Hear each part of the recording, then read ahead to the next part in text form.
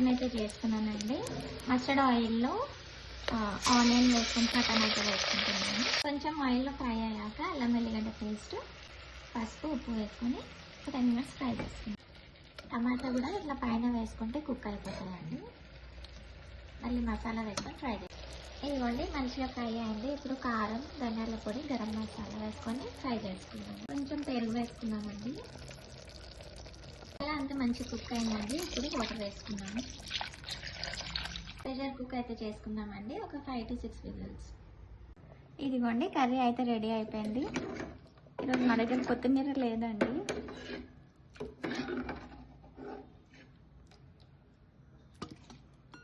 Non వెజ్లోకి కొత్తిమీర వేసుకుంటే బాగుంటుంది, ఇంకా లేదు.